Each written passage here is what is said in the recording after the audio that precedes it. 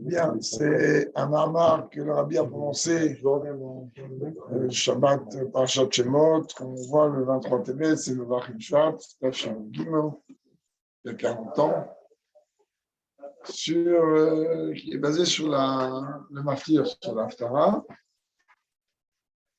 L'Haftara de ce Shabbat est l'une des rares qui est récitée chez Chabad suivant le Minhag Ashkenaz.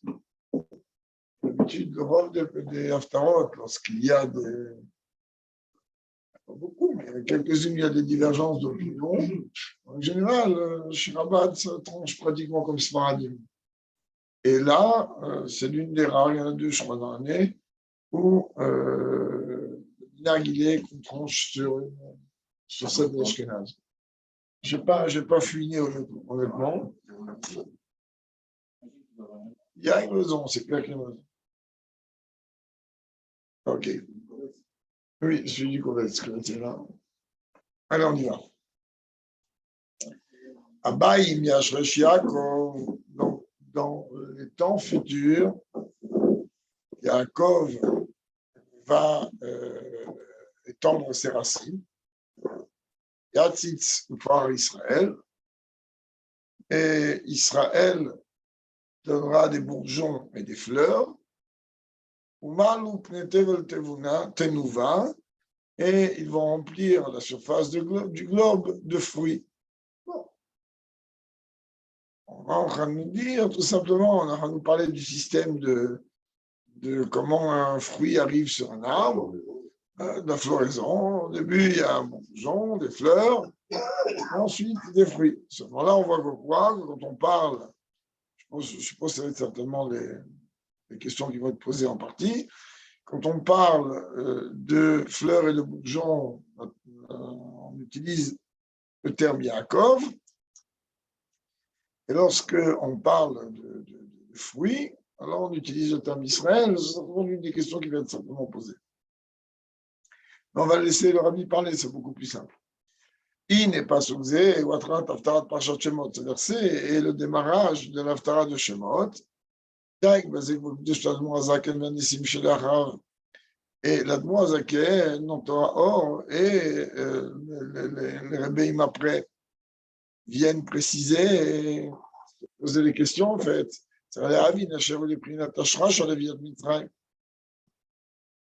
Qu'est-ce que ça, quelle relation il y a entre le fait d'enraciner quelque chose, étendra ses racines, et la venue en Égypte, puisque la paracha, en vérité, traite essentiellement de la venue, de l'arrivée en Égypte, de la descente en Égypte.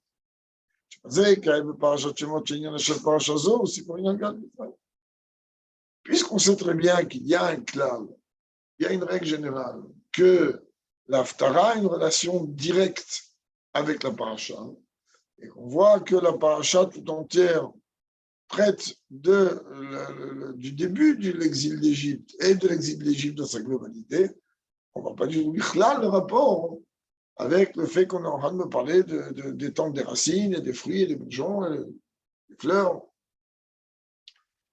Le sujet est comme ça,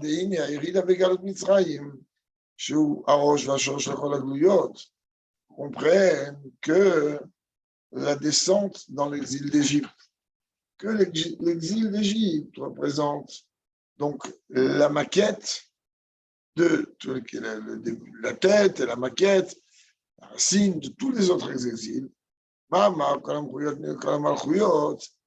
Il crée Hashem Mitzrayim. C'est très bien que tous les royaumes portent le nom d'Égypte. Hashem Shem Mitzirin Israël. Quel rapport? Babel, c'est pas l'Égypte. Paras, c'est pas l'Égypte. Ça veut dire quoi que ça porte le nom? En vérité, le mot Mitzrayim vient aussi du mot Meyatzer, c'est-à-dire opprimé. Donc, étant donné que les nations viennent opprimer de l'exil quelque part, le peuple juif, et nous, qu'est-ce qu'on attend de là? On attend qu'en vérité, que la raison pour laquelle il y a ces exils, c'est uniquement pour la finalisation de tout ça. C'est quoi la finalité, la finalisation de tout ça? C'est la sortie de l'exil et la Géoula. Moshe, tu vas le tirer vers Mitzrayim, comme Dieu dit, et Yaakov, n'aie pas peur de descendre en Égypte. Gomer, etc. Anochi, Eredim, Mitzrayim, Avanochi, Al-Chagamalo. Il a dit, moi, je descendrai avec vous, avec toi en Égypte, et je te remontrerai de l'Égypte. L'autre, plus que ça, la chérie d'Azo, Igam, Bishvila, Lia, Vergula, de la Tidlavo. Qu'en vérité, cette descente-là en Égypte, elle est en vérité une étape qui va permettre l'élévation définitive de la Géoula qu'on attend.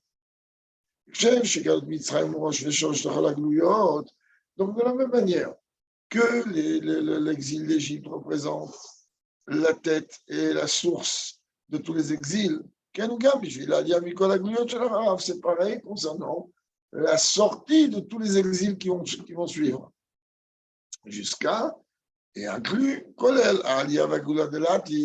l'élévation et la Géoula qu'on attend. Ça qu'il est écrit ici aussi, je te ferai sortir, je te ferai monter, je t'élèverai, mais c'est marqué 2 fois le terme élevé Betaliot, mais également à l'Aliyah de l'Atid. Donc c'est lié avec l'élévation et la sortie au sens élémentaire, et en même temps l'élévation suprême, qui est celle de la Géoula véritable et complète. Alors maintenant, par cela, on va comprendre. Il y a la question d'Aftara. D'Aftara, quoi d'Aftara, ça d'Aftara est choisi. Baï, bien sûr, Yaakov, Yatisfar, Israël, ou Malouk, Netevel, Nouveau.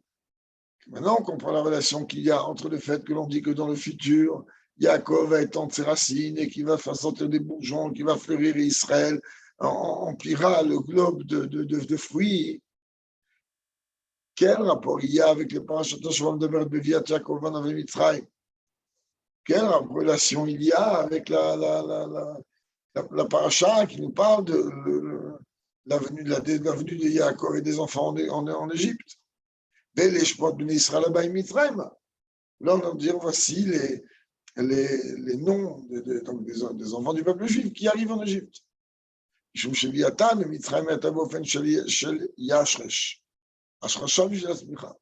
Parce que le rabbi dit tout simplement la venue du peuple juif en Égypte. C'est pour ça, entre autres, que c'est marqué Abaïm, comme si que on vient d'arriver le jour même. Voilà. Abaïm, c'est-à-dire qu'ils viennent. C'est-à-dire c'est un langage qui est présent. Alors, il dit qu'on vient en vérité pour semer. Et à partir du moment où on sème, comme on va, ça va automatiquement produire après une récolte. Parce qu'on ne sème pas pour rien. Si on va mettre des graines dans le sol, ce n'est pas pour mettre des graines et partir. Ça veut dire de la même manière que le fait que l'on va semer au sens élémentaire du terme, cela va entraîner le fait que des fruits vont pousser.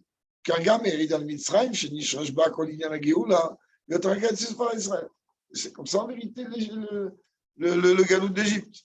Qu'est-ce que c'est que le galout d'Égypte? On est venu donc semer pour arriver, en fin de compte, à la situation qu'il va y avoir des bourgeons, qu'il va y avoir des fleurs et enfin, comme on va, des fruits. C'est-à-dire toute la dimension, tout le processus de floraison jusqu'à arriver aux fruits.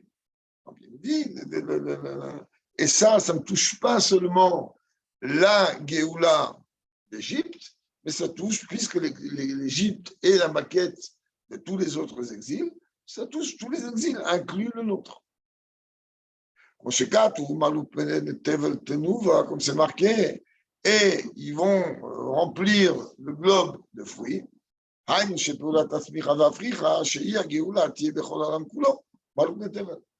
Le sous-entendu qu'il y a ici, c'est que contrairement à l'exil d'Égypte ou aux autres exils, où la Géoula était une Géoula provisoire, c'est une Géoula dans laquelle il y avait, oui, la possibilité qu'il y ait un galout après. Oui, mais tous les autres exils, ils sont une copie. Ils sont une copie de l'exil d'Égypte.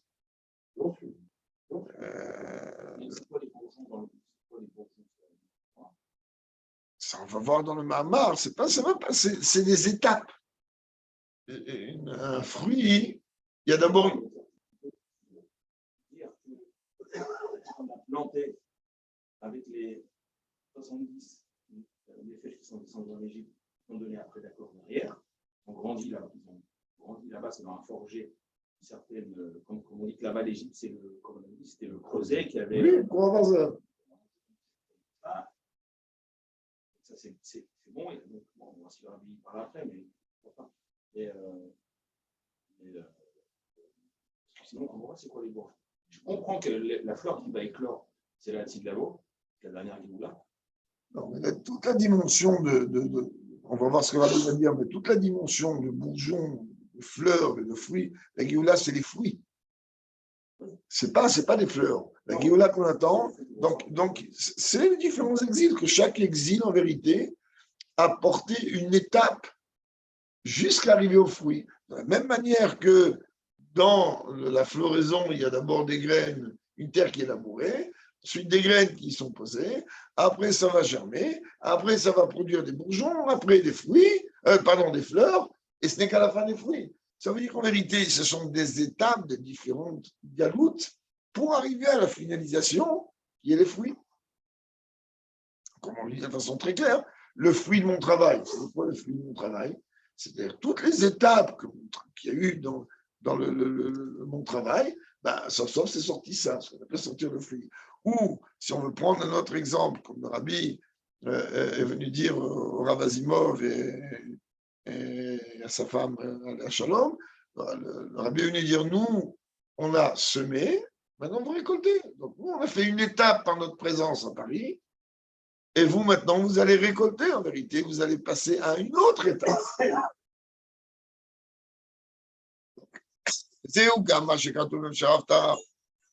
Et voilà que c'est écrit dans la suite de l'Haftarah. Voilà qu'en ce jour-là, il sera sonné du grand chauffard. Et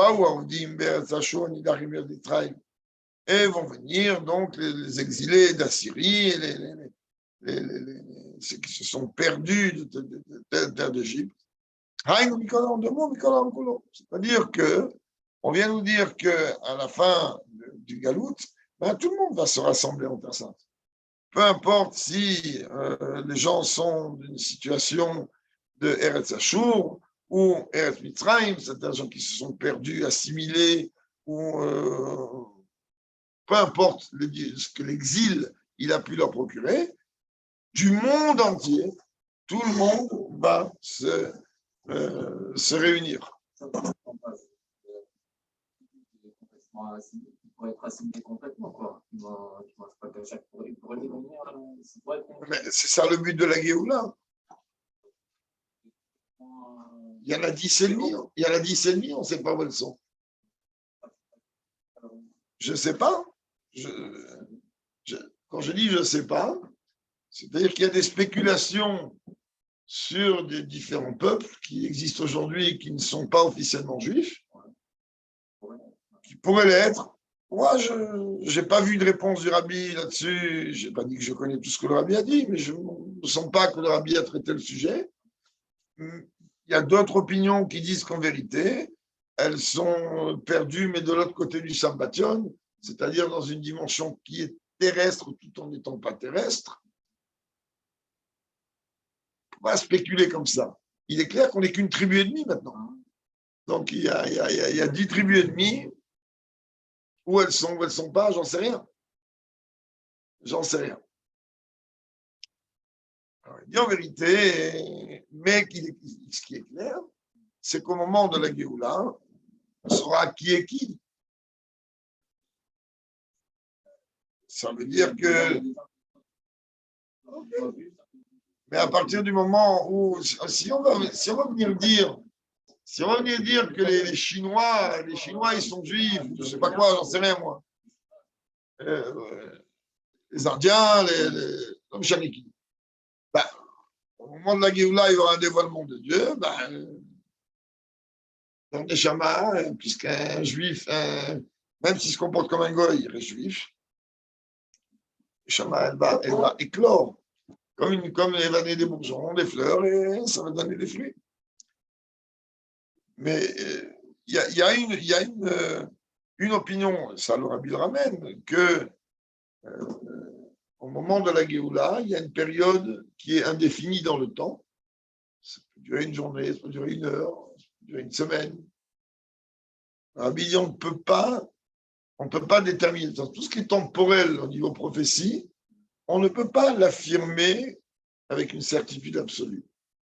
Par exemple, lorsque le Zohar il nous dit que 40 ans après la venue de Mashiach, les morts ils vont ressusciter, le Rabbi il dit qu'il ne faut pas comprendre ça au sens élémentaire. Le chiffre 40, il ne bouge pas parce que ce n'est pas seulement qu'un chiffre, c'est aussi un sous-entendu. Dans ce cas-là, ça peut être 40 minutes, 40 heures, 40 jours, 40 semaines, 40 mois ou 40 ans. On ne sait pas. Hein? On ne sait pas. Et donc, elle dit, comme le Rambam le dit d'ailleurs, le Rabbi se base sur Rambam Meforash, il dit que les dimanches, dans ce soir, d'ailleurs, c'est là, on parle déjà du Rambam, il dit que certains événements messianiques, on ne pourra affirmer qu'ils vont s'accomplir de cette manière qu'à partir du moment où on les vivra, et pas avant. C'est-à-dire que, est-ce que c'est des paraboles, est-ce que c'est pas des paraboles, est-ce que là-bas il prend l'exemple des 70 loups avec la brebis, est-ce que c'est réellement comme ça, pas comme ça. Le Rambam il dit, il faut attendre de vivre ça. Donc, de la même manière. Alors, le Rabbi dit qu'il y a un temps indéfini dans lequel, Géoula, il y a un Beth Amikdash, il y a un Mashiach, mais il y a encore l'Yitzhara. C'est ce que ça veut dire. Ça veut dire la 4e guerre mondiale. Ça veut dire quoi? Ça veut dire qu'étant donné que le Yitzhara est proportionnel au dévoilement de l'âme et au Yitzhara, qu'aujourd'hui est totalement voilé, là, il y aura tout va être dévoilé. C'est pas pour rien, entre autres, je ne vais pas maintenant faire un Farmingham, je confie ma marre, mais c'est pas pour rien, entre autres, que Rabbi Yitzhak de Berditchover, il dit à Dieu, ne tarde pas trop à leur donner Mashiach, parce que le jour où tu voudras leur donner, ils n'en voudront plus. Ça veut dire quoi, ça? Il se base sur cet écrit-là, qui dit qu'il y aura une épreuve tellement grande que même si on verrait Mashiach de nos yeux dans ton avec un village, il y aurait encore des gens qui diraient, on ne veut pas. C'est de la foutaise. On n'est pas d'accord. Et pourquoi Dieu fait ça, le Rabbi dit? Pour quelle raison? Il dit, il n'y a pas une bonté plus grande. Pourquoi? Il dit, parce que ce laps de temps, qui, je répète, qui est indéfini au niveau temporel, ça va permettre 2 choses. Un, aux Juifs de faire tchouva, ça va être extrêmement dur, mais celui qui va surpasser, il pourra, et aux Goy qui voudront se convertir, de se convertir. Après, c'est les règlements de compte à tous les niveaux. Donc, qui y sont pas, j'en sais rien. Ça reste des Juifs, mais étant donné que le travail ne s'arrête pas avec le dévoilement de Mashiach, ça va être une autre forme de service de Dieu. Le travail ne s'arrête pas. Il y a une autre forme de travail. Alors, étant donné que Dieu est infini, que la Torah est infinie, et c'est exactement comme si, pas comme si, comme on nous dit Torah Hadasha, c'est Torah Hadasha. La Torah Hadasha, c'est tout simplement une nouvelle dimension. On va continuer à étudier la Torah. Seulement, lorsqu'on va parler d'Abraham, Yitzhak et Yaakov, on va les avoir d'abord devant nous, et puis on va comprendre que Abraham, Yitzhak et Yaakov, ce sont des étiquettes. Maintenant, on voit réellement ce que c'est.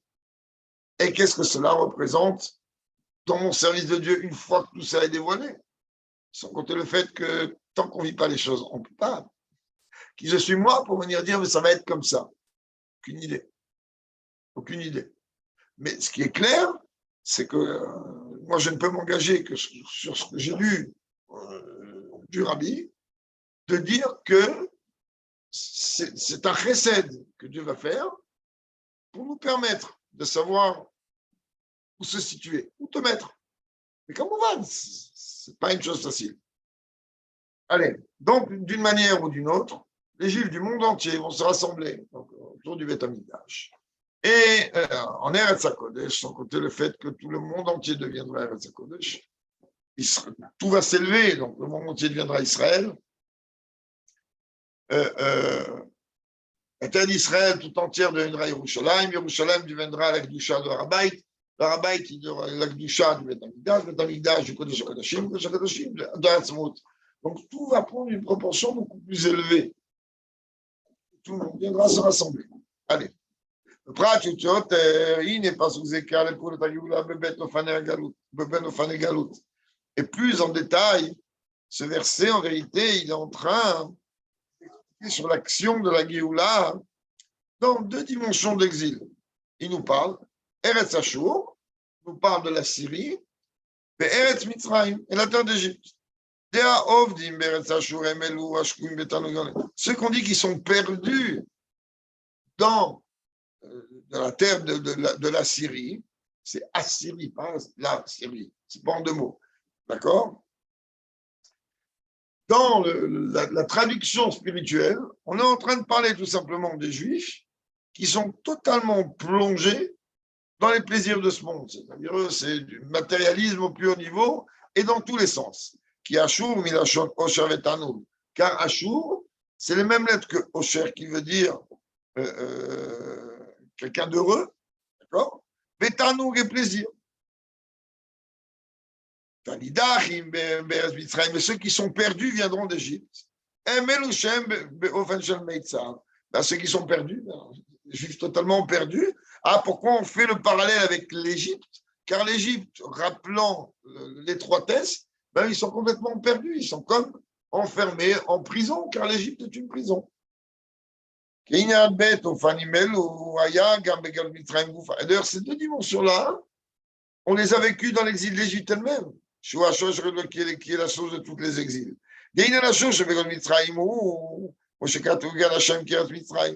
Alors, la dimension de la Syrie dans l'exil d'Égypte, des gens que même quand ils étaient en Égypte, la preuve est, c'est que plus d'un voulait retourner en Égypte.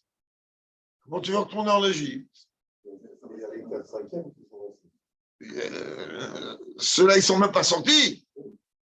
Donc, il y a qui pourraient trouver un plaisir en Égypte. Même que lorsque ils ont voulu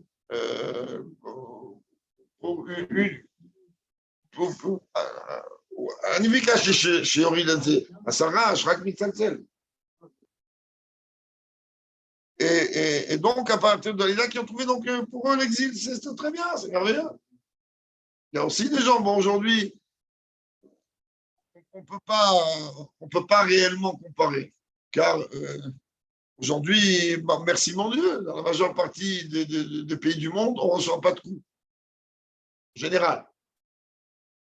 D'abord, on a un peu de mal à comprendre comment, avec toutes les raclées qu'ils prenaient tous les jours, et toute la dureté de l'exil, comment ils voulaient quand même rester, mais bon, c'est comme un jardin.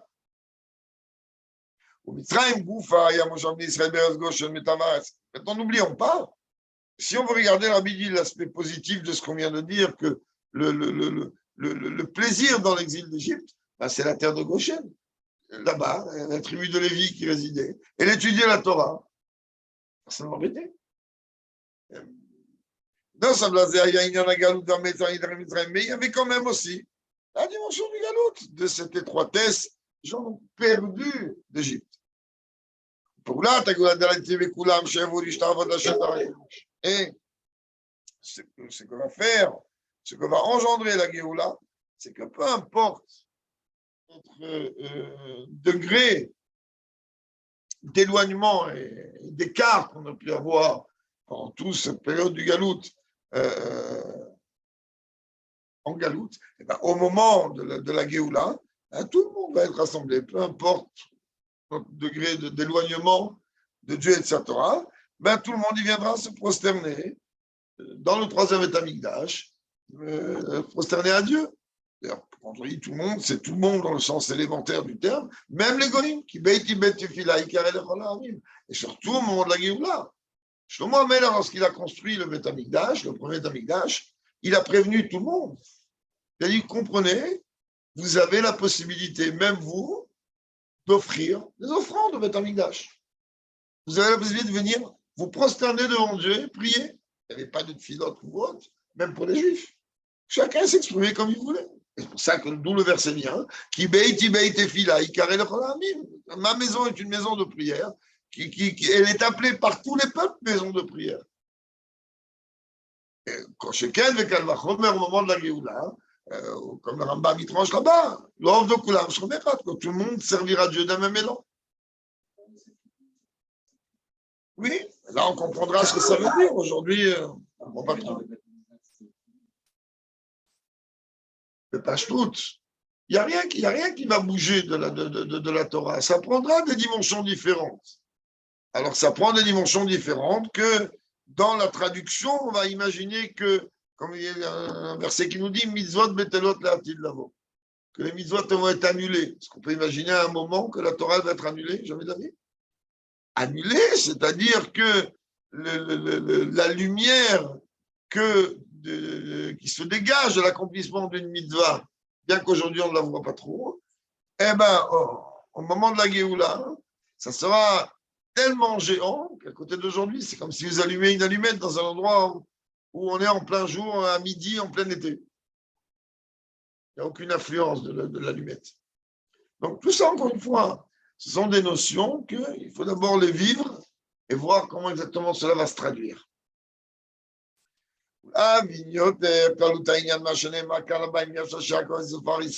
Maintenant, si on a besoin d'approfondir un peu plus, de comprendre qu'est-ce que ça veut dire qu'au temps futur, donc Yaakov va étendre ses racines, et il y aura des bourgeons, des fleurs, etc.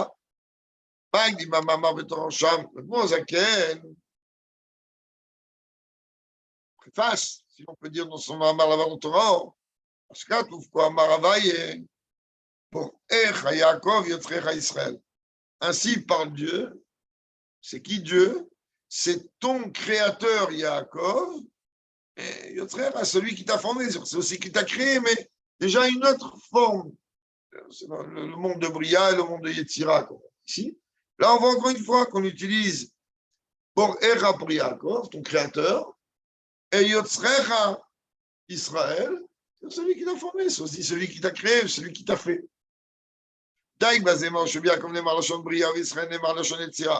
Là-bas, le Mourazaken dit pourquoi pour Yaakov on a utilisé le langage de Bria, de créature, de création, alors qu'Israël on a parlé de formation, quelque chose qui est fait. C'est très bien que le monde de Bria, dans les 4 mondes, il est au-dessus, donc le monde de la création, il est au-dessus du monde de la formation d'Yetzira. Et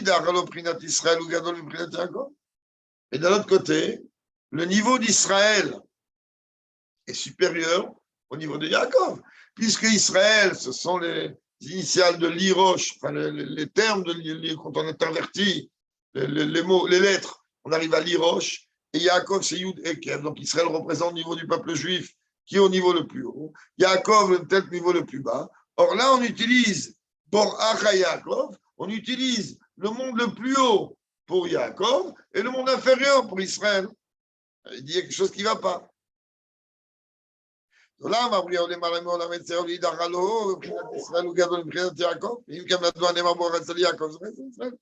là, il s'est interverti. On n'arrive pas à comprendre pourquoi c'est interverti. Par rapport à cela, là encore, la Bible dit, on a besoin un petit peu de... Parler des mitzvot, on y arrive. On a besoin un petit peu de comprendre ce qui est écrit, Vezaratili ba'aretz, je vais moi semer sur la terre. Shamizot Israël davka lemata ba'aretz. C'est quoi semer? C'est quoi les graines par rapport à la Torah? C'est pas l'étude de la Torah, c'est l'accomplissement des mitzvot. Car comme chacun le sait, il n'y a pas de mitzvot là-haut. Le seul endroit où il y a des mitzvot, c'est sur terre. Donc on dit, lorsque Dieu dit, moi je vais faire une petite rétine, je vais semer en bas, je vais semer, ça peut être que en bas, ça c'est un. Et de deux, ça ne fait allusion qu'aux mitzvot, car c'est la seule chose qu'il n'y a que en bas. Et malgré tout, des Ilin et Vein à la mitzvot, Yeshbet Prinot. Concernant les mitzvot, il y a deux dimensions. Yesh Prinat mitzvot que Moshe les malash tikrou mitzvotai. Il y a les mitzvot telles qu'elles sont en haut. Dieu dit, vous allez garder mes mitzvot. C'est quoi mes mitzvot? C'est très bien que c'est des mitzvot, c'est quoi le rinouche? Il dit en vérité, mitzvotav shalamatid baruchu. C'est-à-dire, il y a une dimension de mitzvah qui est en vérité le shoresh de la mitzvah. Ça reste que là-haut. Ici, il y a beaucoup de travail pour les comprendre. Il y a ce mitzvot qui vont changer matin. Il y a les mitzvot telles qu'elles s'expriment en bas, à travers simplement de mitzvah matérielle. Ça, il n'y a qu'en bas, il n'y a pas en haut. Quand on prend le Tzemar Tzedek, dans son livre Der Mitzvoter, qu'est-ce qu'il fait là-bas? Il explique le shoresh de mitzvot. Aujourd'hui, quand on accomplit une mitzvah, peu importe, filin, tzitzit, comme il va dire ici, on ne comprend rien. On le fait, c'est écrit dans la Torah. Ok, on regarde les tzitzit, on les regarde, on dit ils sont mignons, mais est-ce qu'on est en train de voir comment l'influence, l'impact que ça a sur moi, et dans le monde, et dans les mondes? Certainement pas. Quand je mets les tefilines, je vois rien. À part que je suis content, ils sont beaux, ils sont jolis. J'y comprends rien. Quand je dis j'y comprends rien, ça veut dire que au-delà du peu que j'ai pu étudier sur cette mitzvah des tefilines, oui, c'est écrit, alors les tefilines, c'est une affaire de mochin dans un ranpin, alors automatiquement, c'est chez Bouddha Levamor.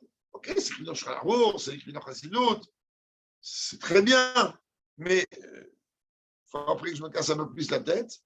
Pourquoi cette lumière divine qui descend en bas, la traduction de cette lumière, c'est un boîtier avec 4 compartiments, un boîtier avec un seul compartiment, J'en sais rien.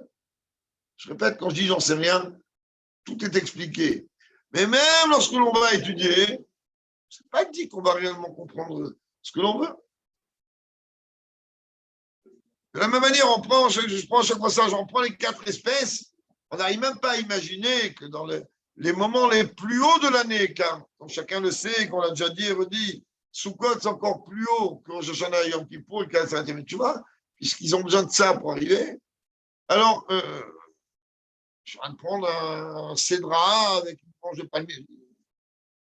Et j'aurais pu prendre, mais ça ne veut rien dire du tout. Je regarde ça, et je répète quand je dis ça ne veut rien dire du tout. Ok, on a étudié, on a compris certaines choses, mais qu'est-ce que c'est que ces mouvements et pourquoi et comment? Alors, ok, quand on va rentrer dans le Kabbalah, on va essayer d'avoir les yeux un peu plus clairs. Mais malgré tout, ce n'est pas dit qu'on est capable de comprendre ce que ce sont mitzvotai, c'est-à-dire les mitzvot. C'est quoi une mitzvah? Une mitzvah, c'est un ordre, c'est-à-dire, ça vient du langage tzavta vechibur, c'est-à-dire c'est le moyen de fusionner avec Dieu d'une manière tout à fait exceptionnelle. Quand tu veux que je fusionne avec un cédra et du myrte et des fleurs de sol. C'est-à-dire que la correspondance avec la matérialité, parfois, elle n'est pas si simple que ça à comprendre. Et malgré tout, comme Rabbi dit ici, il y a 2 niveaux dans les mitzvot. Il y a les mitzvot telles qu'elles sont à leur source, et il y a les mitzvot telles qu'elles s'habillent en bas. Tzitzit betseman gashmi, filin beor gashmi. On me demande de prendre des tzitzit, on me demande de prendre des fils de laine et de faire des nœuds. C'est bon, on est en 2023, je sais pas combien on est là. Et tu prends de la laine et faire des nœuds. Ah, on m'a dit, mais tu comprends pas, ça c'est toutes les mitzvot. Ah bon? Donc, l'incidence, il y a besoin de creuser pour essayer de faire le parallèle. Alors, il dit en vérité, le rabbi nous explique ici, que le sujet des mitzvot ici-bas il est tout simplement d'unifier, de faire fusionner le monde matériel avec Dieu. Mitzvah, comme on vient de le dire il y a quelques instants, le terme mitzvah est l'étymologie du mot tzavta, qui veut dire équipe, fusionner, chibour, faire un.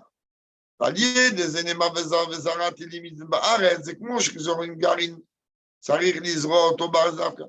C'est ça que le prophète, Dieu dit à travers un prophète, que moi je vais mettre une graine dans la terre. La graine, tu peux la mettre ici, elle ne va jamais pousser, on est d'accord. Il y a besoin de la terre, il y a besoin de labourer, d'arroser. Il y a tout un travail. Je dis justement que de la même manière que lorsque l'on sème une graine, alors elle ne peut pousser que sur la terre. La graine, elle va faire des racines, alors elle va germer, ensuite elle va donner des bourgeons, des fleurs, jusqu'aux fruits. C'est pareil dans le chez les mitzvot. Chez nous, ils ont été donnés, prêts, accomplis, spécifiquement sur terre. C'est très bien que dans le Gan Eden, il y a uniquement l'étude de la Torah. Et il n'y a pas l'accomplissement. Il y a l'étude de ce que représente une mitzvah. C'est une chose. Mais la mitzvah dans sa matérialité, non. Comme une prophétie qui dit, ça viendra d'une période, tu dis, mais je n'ai pas besoin d'eux. Que là, j'ai besoin de dire, je suis dans le Gashmi. C'est quoi, je n'ai pas besoin d'eux. Je n'ai pas besoin de. Puisque le monde aura atteint sa plénitude, il n'y a plus besoin maintenant de ce déguisement de s'habiller à travers des choses matérielles. On verra ce que représentent les mitzvot au sens spirituel du terme. La matérialité aura déjà été largement raffinée et élevée. Non, seulement, on voit que sur terre, Dieu il n'a pas donné, mais Dieu il n'a pas donné les mitzvot à qui veut. Dieu a donné les mitzvot à ceux qui les ont acceptés, c'est-à-dire le peuple juif. Voir même comme le Mozaken explique comment là-bas dans Mamar. Israël, le peuple juif est appelé, d'après notre prophétie, une terre de convoitise, une terre chérie. Chérim, qui n'a jamais Israël, Azen basé Shuminyan Kla. C'est ça qui n'est pas fait. Le peuple juif, il n'y a aucun Inyan. Mais via Zebamamar Ben Dougmot, Bilti Regilot Lechaora. Et là-bas dans le Mamar, il apporte deux exemples. Le Rabbi dit deux exemples qui ne sont pas du tout courants. A priori. Avec Ashratin, on arrive à la Shulchan. L'auditeur va viser Shungilut là. Le Moazaken, il regarde. Les tefilines, c'est waouh. C'est un récepteur merveilleux. Il fait les deux, le tefilin. Émetteur, récepteur. Super, posé sur la table. Ça a changé la table? Non. La table restera la même. Pas bête que chaque manière au table. Pareil, un goy, maintenant, combien de fois ça nous est arrivé? Quand je dis combien de fois? Au moins deux. En France, ça nous est arrivé de mettre des filles dans des goïms. Demande à des gens, vous voulez mettre des filles? Ils disent oui. Et après qu'ils ont fini, ils disent, excusez-moi, vous pouvez expliquer c'est quoi? Vous êtes juif? Non. Ok. Il n'y a aucune incidence. La fois où ça m'est arrivé, moi ça m'est arrivé une fois, j'étais assez jeune, avec 15 ans, 16 ans, la fois où ça m'est arrivé, j'étais vite voir le Ravazimov, j'ai dit, je suis rentré en panique. Oh là là, j'ai mis des filles dans un goy, et alors, il en a mis des pommes pour lui, c'est des pommes de terre qu'il a mis. Seul silence.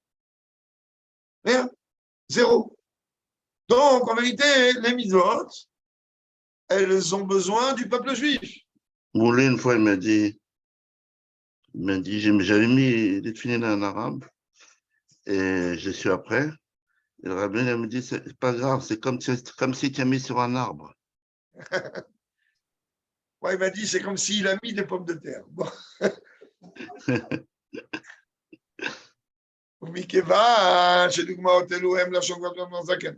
Alors, Rabbi dit, il comprend, ce n'est pas l'exemple d'un rabbin ou d'un rabbin ou d'un juif.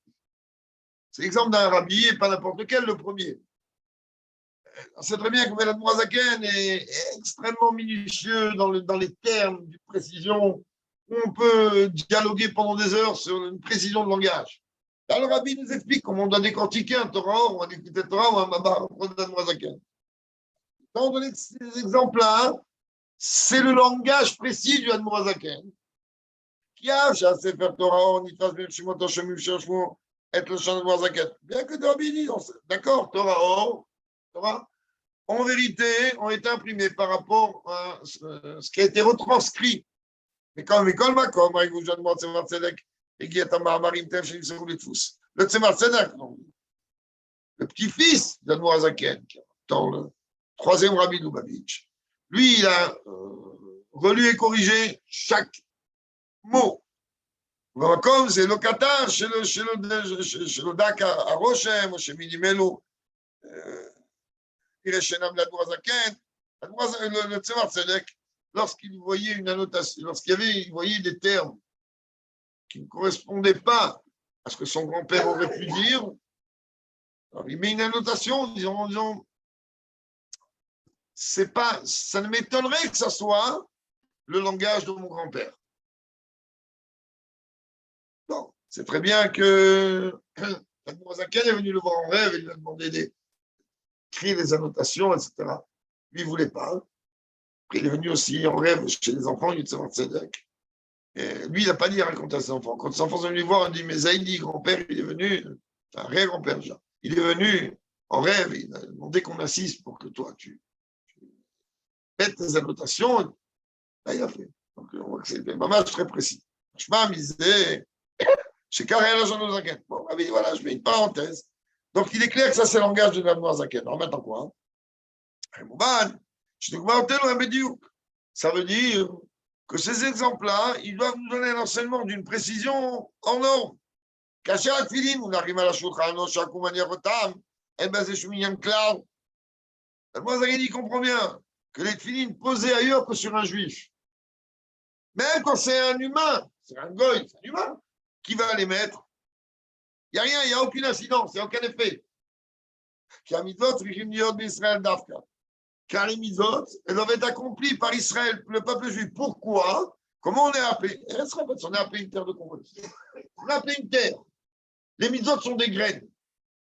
Donc Dieu il dit, vous êtes une terre fertile, une terre convoitée, et mes mitzvot sont des graines. Donc automatiquement, maintenant, on comprend un peu plus le langage. Par Israël, on comprend qu'en vérité, notre travail, pendant le galout, alors il va être en vérité de faire notre travail d'une terre fertile, d'une terre de convoitise, d'une terre que Dieu chérit. C'est une terre fertile, une terre que Dieu chérit, ben elle produit.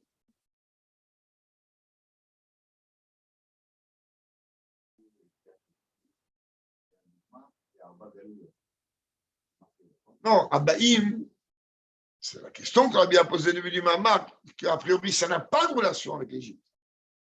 Là, on parle dans les Abaïm, c'est-à-dire dans les temps futurs, Yashresh Yaakov, on va résister par Israël. Dans les temps futurs. Et comme j'ai dit au début, avant que tu arrives, qu'en réalité, cette Haftara, elle est suivant le Minhag Ashkenaz, c'est une des rares chez Chabad. Dans le Minhag Ashkenaz, Stradim, ils disent une Haftara Bichlal. Il dit, mais elle n'a rien à voir avec le contexte. Le contexte, c'est le galout d'Égypte. Or là, on est en train de me parler des temps futurs. On a expliqué qu'en vérité, tout ce que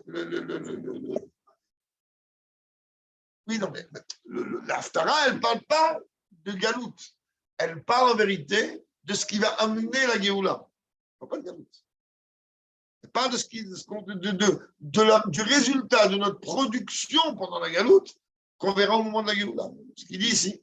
De la même manière, quand on sème matériellement, il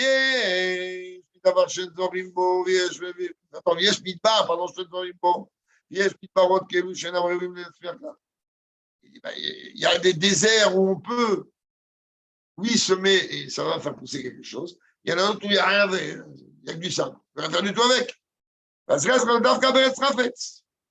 Semer, ça ne peut se faire que dans une terre fertile. Dans un endroit qui est spécifiquement habilité à semer. C'est pareil dans les mitzvot, c'est pour ça que les mitzvot, un gars qui fait une mitzvah, il n'a rien fait. Pire que ça, s'il respecte Shabbat, il est Chaim Mita. Oui. Donc, ils comprennent bien pour que la relation maintenant entre ça et ça, c'est une relation quand même assez étroite. Que nous, notre rôle à nous, il est comme de pouvoir, à travers l'accomplissement de mitzvot, amener l'archir, de cachériser sur la génération et le moment, afin d'amener donc la Géoula. Là, il va expliquer un petit peu. Le fait que spécifiquement et spécialement Israël est appelé une terre fertile, une terre chérie, convoitée. On comprend bien d'abord que le monde, il a été créé essentiellement pour le peuple juif. Ça, c'est un. Comme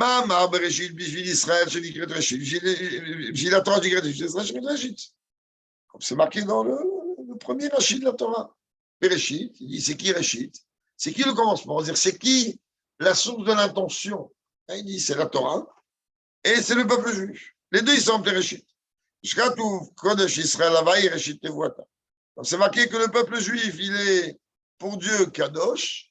Kadosh ça veut dire Mouvdal, c'est-à-dire qu'il est totalement distinct de toutes les autres nations et il est le démarrage, le début de sa récolte. C'est-à-dire, en vérité, il est celui, toute la raison d'être de la création de l'univers. Pas que ce monde, d'ailleurs. Et jusqu'à même, on connaît le débat. Qu'est-ce qui a précédé la Torah ou le peuple juif? La conclusion arrive en tout cas que le peuple juif, l'idée de la création du peuple juif a précédé même l'idée de la création de la Torah. La Torah est la sagesse de Dieu, elle est partie intégrante de Dieu, mais quand elle descend ici-bas, elle devient une forme de création, elle devient terrestre, elle s'habille dans une matérialité. A priori, on a expliqué maintes et maintes fois, ça n'a strictement rien à voir avec ce que c'est. Pas que ça n'a rien à voir. C'est-à-dire que ce n'est pas ce que c'est à la base.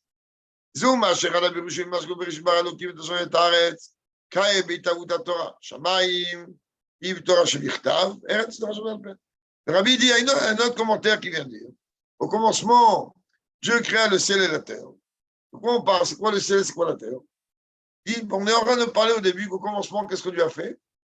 Dieu, il a créé la Torah, c'est-à-dire, Shamaïm, les cieux, c'est la Torah écrite. Arrête, c'est la Torah orale. C'est pour ça qu'on dit que la Torah en vérité, elle a été créée pour le peuple juif. D'Aber Israël, quand on parle de Israël, pour le peuple juif, ils sont appelés Réchit. Qui marchaient avec Israël comme la fille de la Torah, où ils faisaient d'Afka, Israël et donc, en vérité, si on veut faire une analyse très, très courte, très rapide du démarrage de la création du monde, pour quelle raison? On n'en sait rien. Dieu a voulu créer un monde, mais avant de ça, Dieu il a voulu créer des âmes. Ensuite, à ces âmes, il a voulu leur donner un mode de vie terrestre, un mode de vie céleste. Ça s'appelle la Torah. On appelle le livre du fabricant, j'ai oublié comment ça s'appelle, le guide de l'utilisateur, d'accord? Que ce soit âme dans un corps ou uniquement âme, d'accord? Et Kamouvan, il leur a dit, vous êtes les seuls habilités à pouvoir faire que l'utilisation des mitzvot et de la Torah à travers les mitzvot va provoquer quelque chose.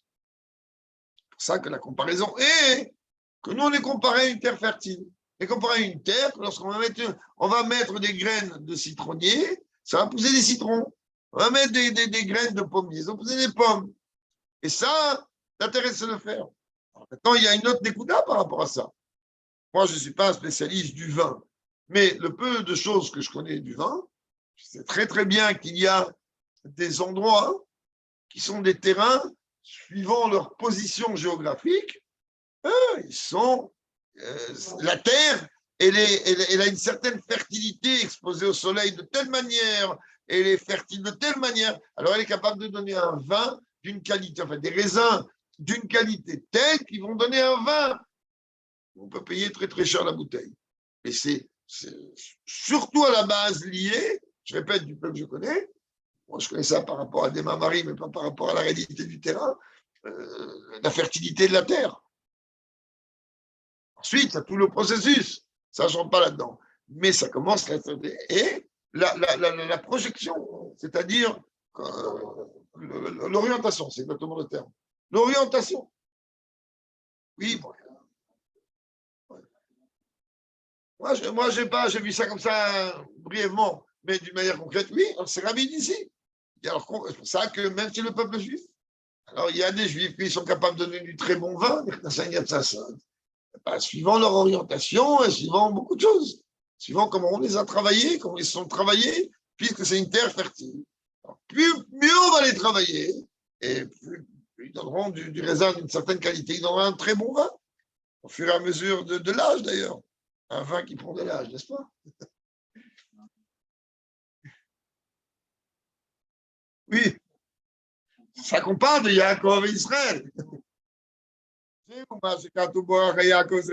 C'est ça en vérité qu'on dit. Ton créateur, Yaakov, donc le monde de Bria, qui est le monde plus haut que Yetzira, eh ben on le met en relation avec le niveau du peuple juif qui est au niveau du talon, Yaakov.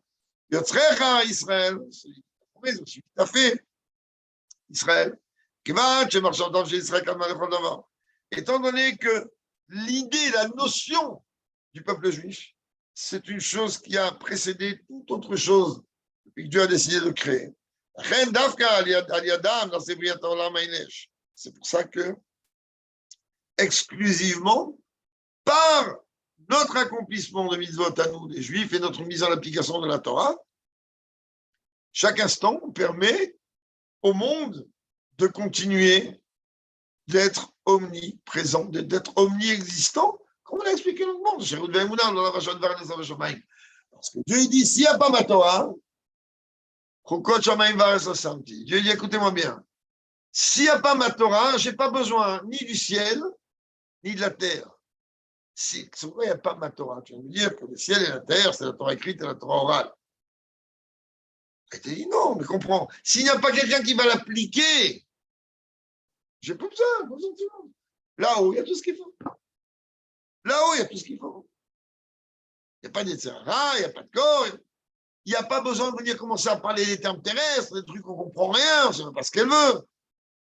Là, au moins, les choses sont pures, propres, merveilleux. Alors Dieu dit non, mais maintenant, moi, ce que je veux, c'est ma volonté, comme ça Dieu dit, que vous, en tant que terre fertile, vous puissiez me produire du bon raisin qui va venir me produire de très bons vins. Ça, on parle des grands maîtres que tout comme on dit là-bas dans Shirachirim. Ishakin et Minishikot Pio, qui tovim de Dechamiyaim. Il y a plusieurs mots, on ne va pas entrer dans tout ça. Mais Haïno, mais Kevan, ça veut dire, il fait que la création du monde, Ibishvid Israël, elle est faite pour le peuple juif. Ça veut dire que la véracité du monde qui est recréé constamment ex nihilo, ben, ça se fait par l'intermédiaire de qui en fait? Grâce à qui quelque part? Grâce au peuple juif.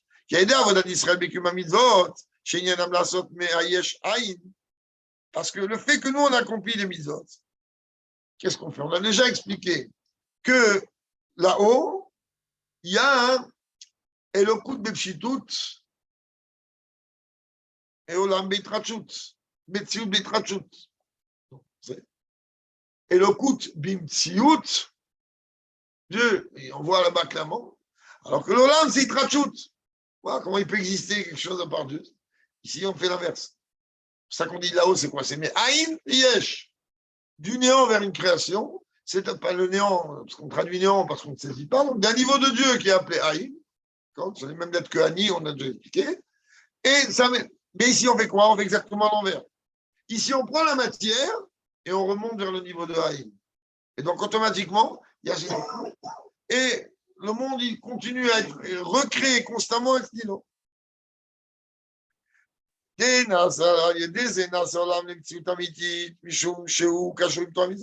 Comme ça, on fait du monde une réelle existence. quand on le raffine, à travers l'accomplissement des mitzvot. C'est-à-dire, on est en train de dévoiler à travers l'accomplissement d'une mitzvah qu'il n'y a rien par Dieu. Jusqu'à arriver au dévoilement de ce qu'on appelle, comme c'est marqué là-bas dans le maftir que l'on lit Shabbat Rosh Chodesh, les nouveaux cieux et la nouvelle terre. Il n'y aura pas de nouveaux cieux, il n'y aura pas de nouvelle terre. Une parabole. C'est-à-dire, on constatera, on verra les choses d'une manière totalement nouvelle. Tout simplement. C'est ça qu'on dit, ton créateur, toi, Yaakov, ici, il t'appelait Yaakov.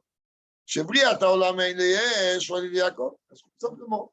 La création du monde ex nihilo, elle se fait à travers Yaakov. Et à travers le service de Dieu, du peuple juif qui est appelé Israël, c'est à travers l'accomplissement des mitzvot. Et là, il dit deux choses. Ton créateur Yaakov et celui qui t'a fait Israël. Par le fait que nous, on accomplit le travail dans le niveau de Yaakov, dans la matérialité, c'est l'accomplissement des mitzvot concrètes. Et ça, on est en train de faire projeter sur nous et dans l'univers et dans le monde de ce qu'on veut, le créateur, soit le créateur, Bria, Yesh Me'ayin. Une création ex nihilo, canal qu'on a vu plus haut. Lorsqu'on sert Dieu de la manière de Israël, donc une dimension plus haute, il va Bria Me'ayin et la Ozot, c'est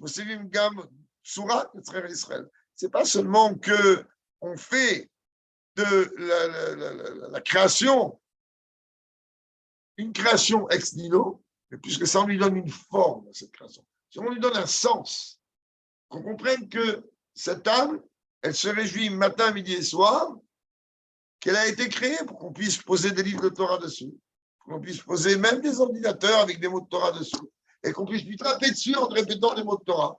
Elle est heureuse. Elle a été créée comme pour ça. Ah, tu vas me dire, arrête de, qu'est-ce que tu me racontes? La table, c'est du bois. Au contraire, je fais plus loin, moi. Et même Mickey Isaac, même la pierre, même le minéral, il va parler. Donc, si le minéral, il va parler, il va raconter beaucoup de belles choses, le végétal, c'est un niveau supérieur. Raison plus que lui, il est heureux au plus haut niveau.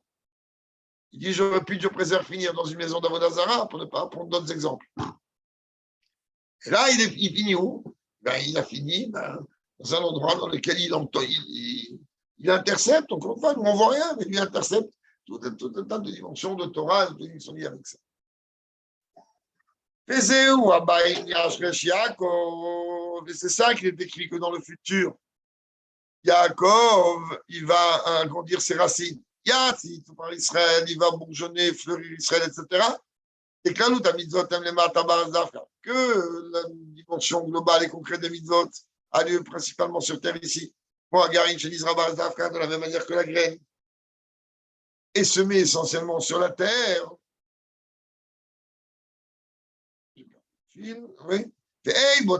En plus, la graine, elle n'a aucun goût.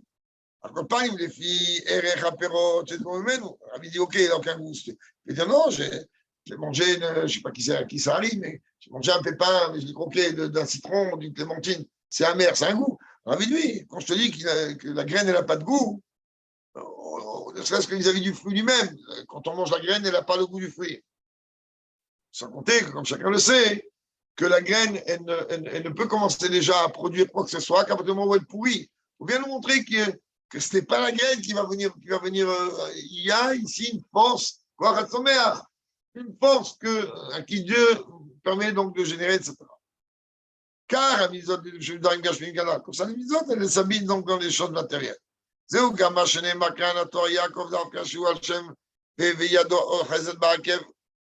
pourquoi on utilise Dafka le terme Yaakov?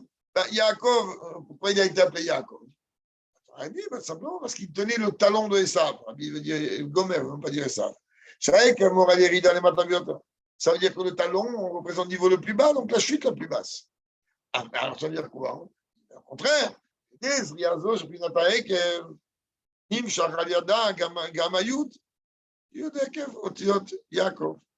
veut dire, il dit que par le fait que nous, en vérité, même si on est une création, et on est une création à un niveau extrêmement bas, et qu'on se trouve sur Terre, mais le fait que nous, on est en train d'utiliser la matérialité au service de la volonté de Dieu, alors dans ces cas-là, c'est quoi? Ben, le Ekev, donc le niveau le plus bas, qui est au niveau du talon, ben, il attire le Yud. Ça y est, à cause, il attire Dieu. Palier, désert, et par cela, ça, il attire par Israël. Après, ça quand t'arrives, déjà, on ne parle même plus de diacre. Après, ça va bourgeonner, ça va fleurir. Donc après, ça va donner des bourgeons, de la floraison. Chez ma Yud de Yaakov, Nasara Yud de Israël. C'est-à-dire le Yud de Yaakov, il va devenir le Yud de Israël. Et là, je vous fais aller au terre. Parce qu'il devient en vérité beaucoup plus haut. Là-bas, c'est le Yud. Et que c'est le Yud qui est lié avec le talon. Alors que là, c'est Yud Roche. Là, c'est le Yud de Israël. Israël, c'est la tête. Pourquoi? Israël, le Tiot, Yud Roche, Bofen Shel Roche. C'est la dimension qu'il représente donc le niveau le plus bas. Le plus haut, pardon. Il n'y a pas tout, que le sujet au sens élémentaire, il est quoi? L'idée, que quand on est en train de parler que dans les temps futurs, Yaakov il va étendre ses racines, comment on étend les racines dans les temps futurs lorsque aujourd'hui on accomplit les mitzvot matérielles? On va mériter de faire bourgeonner et fleurir Israël. Ça veut dire, Amiti, Taïnia, Dekuma, Mitzvot, là, on verra réellement qu'est-ce que représente les mitzvot au moment de la Géoula. Ce que l'on verra aura strictement aucune autre mesure avec la matérialité de l'accomplissement des mitzvot qu'on ne comprend pas réellement aujourd'hui ce que c'est. Là, on verra ce que c'est que réellement les mitzvot. On va dire, waouh! Pourquoi Moshe Rabbeinu a voulu rentrer en Israël et qu'il a prié 515 pilotes? Pourquoi faire? Eh bien, tu as le Gan Eden, kiffe. Qu'est-ce que tu as besoin? Si tu as besoin de rentrer en Israël. Il a dit, mais la Torah elle a été donnée que pour qu'on accomplisse en Israël. Les mitzvot, elles ont été données que pour être accomplies en Israël. Tu ne me laisses pas accomplir une mitzvah. Moi, je sais ce que c'est qu'une mitzvah. Vous n'avez pas idée de ce que c'est.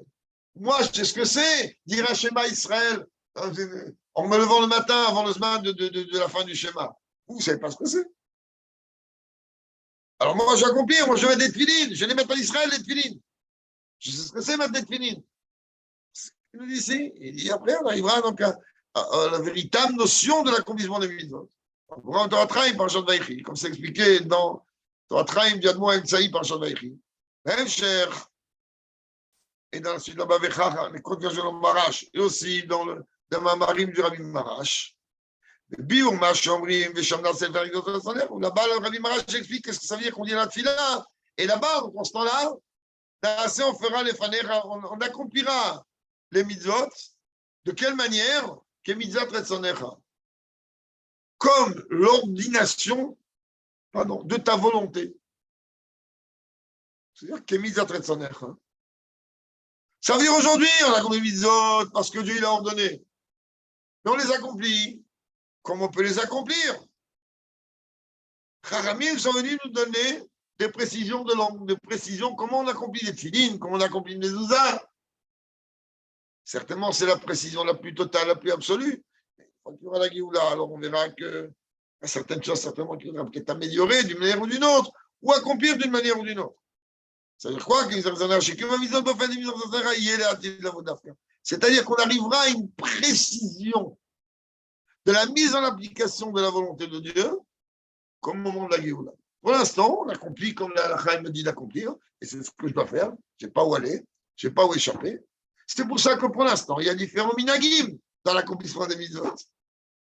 Quand la Géoula elle sera concrète et effective, il n'y aura pas, non, mon minag, il est comme ci, et mon minag, il est comme ça, et moi, mais j'ai Ktav Admour Azaken, et moi, j'ai Ktav Arizal, et moi, j'ai Ktav Sfaradi, et moi, j'ai ceci, et moi, j'ai cela, et moi, je mange du céleri, et moi, je mange des pommes de terre. Je prends des exemples idiots, mais l'homme chané, il y aura un seul kibbout. Ça sera Kélisra de Sodem. Dieu va se dévoiler et dire, moi, c'est comme ça que je veux. Et il n'y aura pas de grande différence. On peut dormir tranquille. On finit.